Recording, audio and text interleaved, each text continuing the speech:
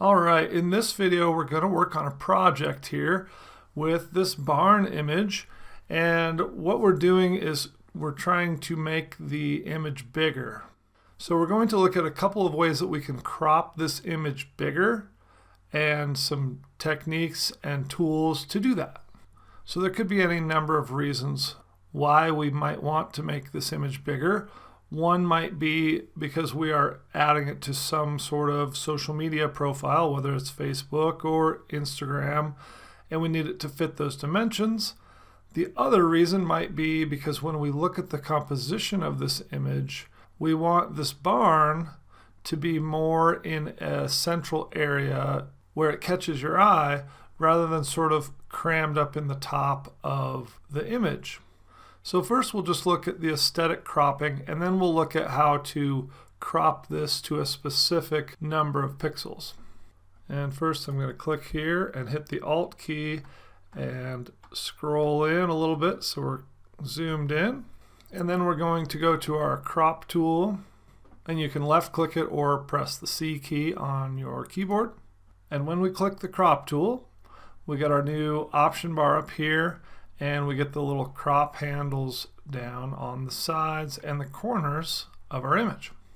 Now if we wanted to bring this barn down in the image without causing ourselves too much trouble, what we can do is go grab this crop handle and left click it. And you'll notice that when I left click it, it gives us a grid, which is showing us the rule of thirds. And as a general rule, I'll move this up so you can see these intersections where the image is divided into thirds are important areas for visual impact, and people's eyes are drawn to these intersections. And currently we have nothing on those intersections except for these flowers, which is actually nice, but we want to have the barn on this intersection so it draws more interest. And so if we crop this bigger and bring it up like this, we get the barn door and the side of the barn right into that third. The problem is now we have all of this area up above the sky that's just transparent. There's nothing here. And we have a couple of options. One thing that we could do would be to go back, especially where this is a pretty clear sky. It doesn't have a lot of detail in it. It's just a blank color. We could actually go in with a brush and we could paint this back in, and then we'd have to maybe brush over these trees and get rid of them, and then do a little cloning here to kind of match these trees and finish them up into the sky. That would be one way to do it. But the other way is to use content aware fill. And if you go up to the menu bar, it's right here. And if you click on content aware, what that's doing is it's saying when we crop this bigger, we're going to analyze the content that is near this edge, and we're going to fill in this gap to the best of our ability, to the best of Photoshop's ability. And a lot of times, especially if you just have a pattern like this or a blank area like this, it'll do a pretty darn good job. And we'll look at a couple of different ways to do this, but we click on that, and then we simply go click the checkbox, which is confirming that we want to do this crop, and we're going to click on it, and then you're going to see the little wheel spinning as it thinks about what it wants to fill in there. It's analyzing our image, and it's basically trying to replicate it as best as possible.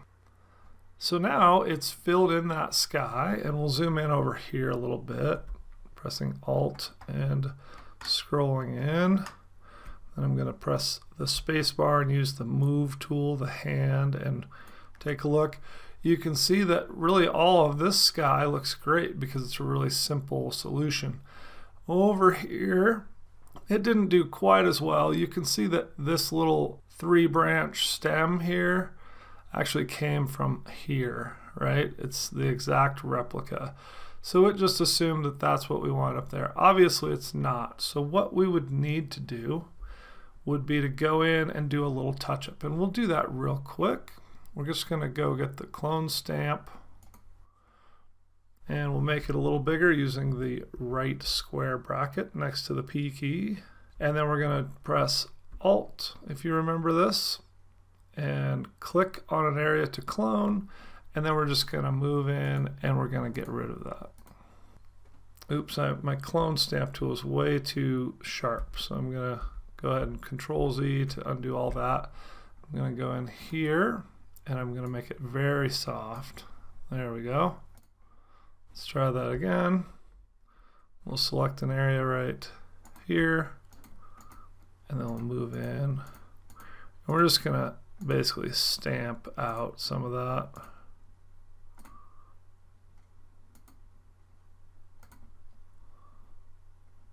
Maybe cut that a little bit right there.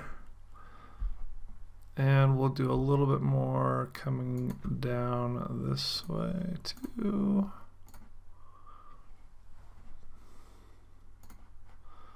And you could get really detailed with that. And you could even like clone a little bit of this or maybe one of these little twigs over here and kind of insert them up here. Or maybe get a brush and smooth over that sky a little bit to make it look better.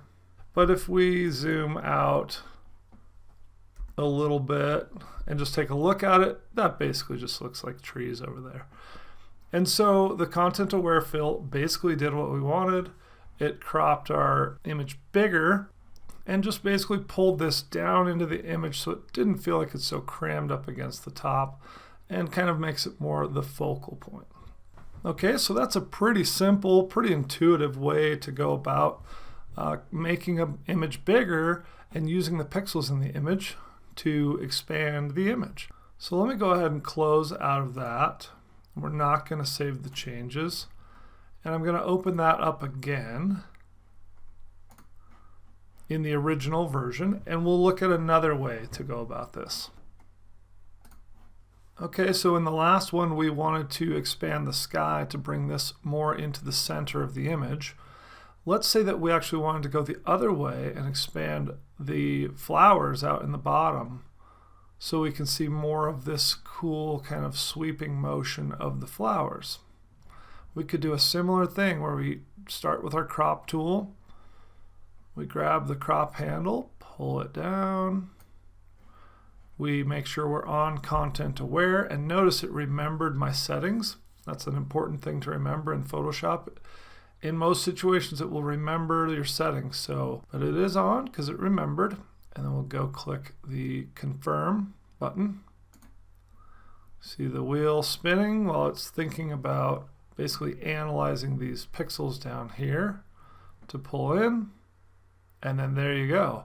It pulled basically the same pixels and rearranged them to fit this pattern.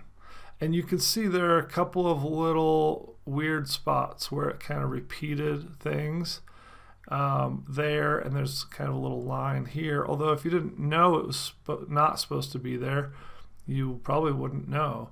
But you might want to go in with this one and again do a little clone stamping to kind of break it up a little bit. So I'd use the right square bracket and make that bigger, and I would just hit Alt and target that and then bring a little bit of that just like that to break that up a little bit.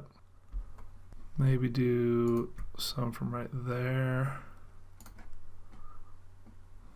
I don't actually like that very much.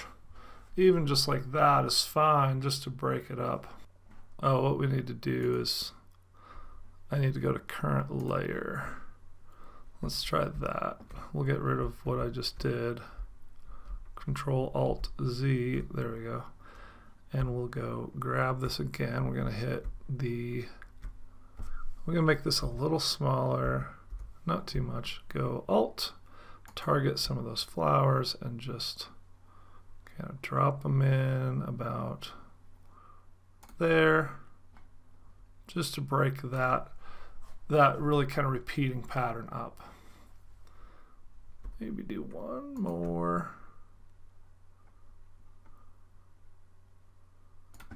Something like that. I'm going to actually undo that again, and I'm going to make a bit of a harder tool. That's the problem I'm having. So we go back in and we go Alt, click to select it, and then we can move it down. It just had too much of a soft edge. There we go. I had a really soft tool, and so it was basically blurring the image.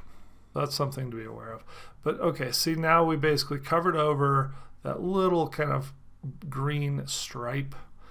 And really, the content aware did a great job, and it expanded this down and kind of created more of a flow to that, and it looks great. Okay, so that's the second way that you can use content aware to crop something bigger.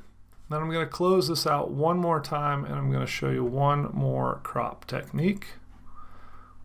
We'll say no, and then we'll go back to that barn edits image. And now we're going to look at how to crop this image to a specific dimension. So for example, most social media profile pictures like Facebook and Twitter and YouTube have a square shape. And so a Facebook profile image, for example, displays on the screen of a desktop at 170 by 170 pixels square.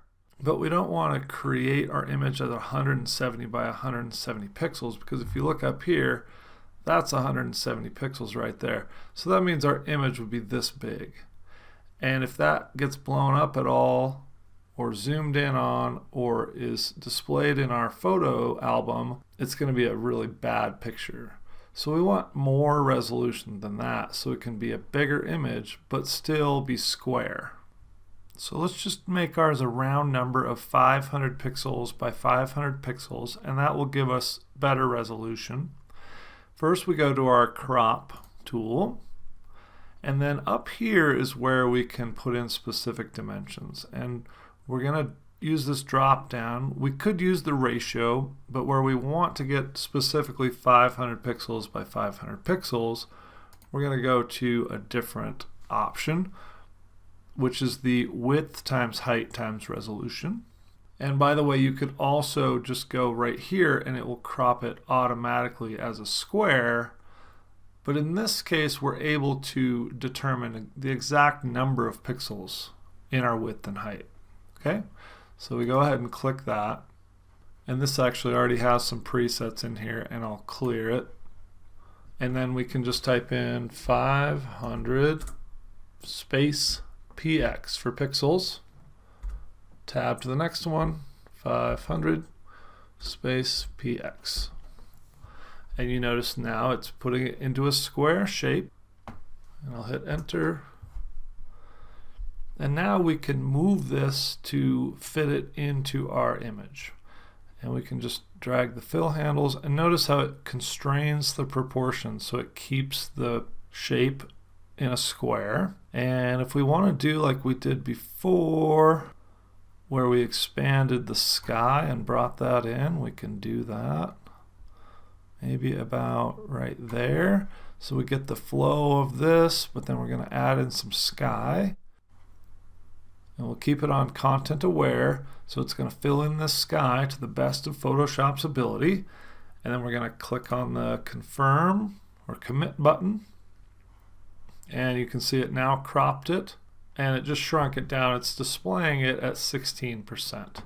But if we want to see it at 100% of 500 pixels by 500 pixels, we can click on the zoom tool. Remember, the hand tool will fill the entire screen or the entire window with the image. But if we click on the zoom tool, this is one thing I haven't showed you yet, it will show it at its regular resolution. And of course, this is going to be different depending on the size of your monitor and so forth, but it gets pretty close.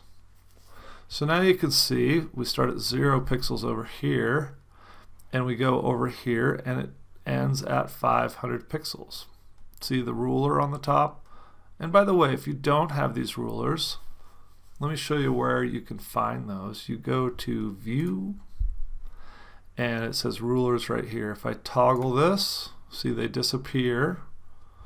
And if I go back to View and click on Rulers, then it brings up the rulers.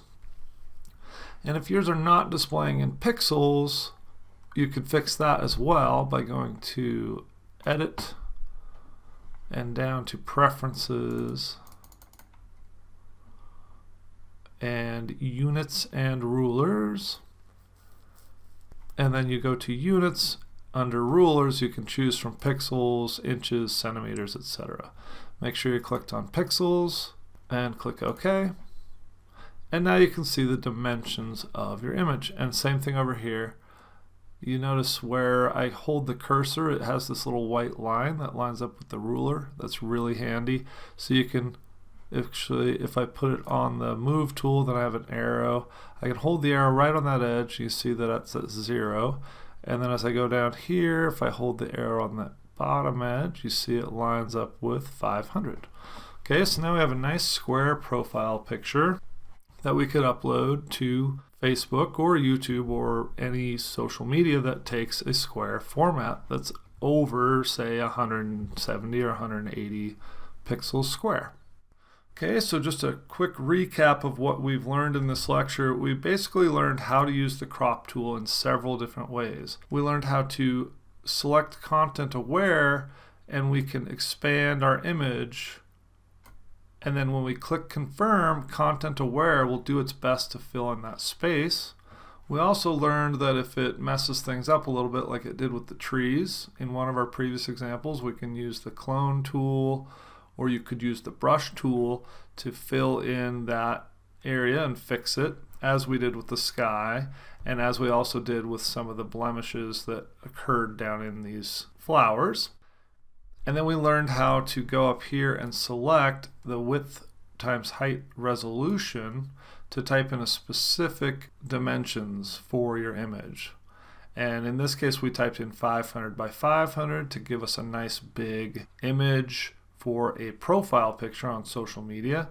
But if you were typing in a cover photo for Facebook, which is like the banner, then you could type in those specific dimensions that you get from Facebook, which at the time of this recording it displays at 820 pixels by 312 pixels. So then you would get a very horizontal banner-like image, but you just type that in here, 820 px.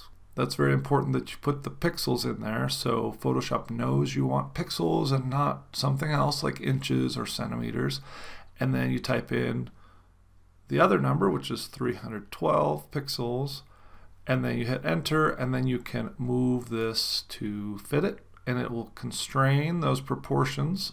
In other words, it'll keep the same shape on your crop tool, and you can just get it adjusted so it has all of the things you want but fits the proportions that the social media images need. So those are the basics on cropping your images and using the content aware feature.